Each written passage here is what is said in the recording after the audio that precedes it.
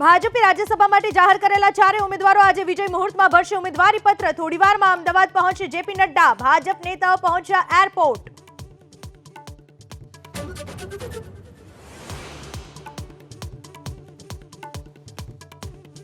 Bulgarian યુવતીની દુષ્કર્મની ફરિયાદને લઈને ફરાર રાજીવ મોદી અમદાવાદના સોલા પોલીસ સ્ટેશનમાં થયા હાજર।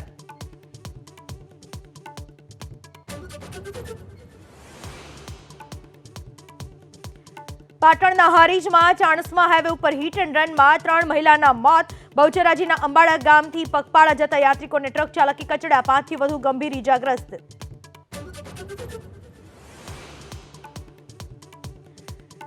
જામનગર પોરબંદર હાઈવે ઉપર ભાણવડના ધારાગઢ આયસર પલટી જતા 18 ઈજાગ્રસ્ત। મેમાણા ગામથી શુભ પ્રસંગે જતા પરિવારને નડ્યો અકસ્માત।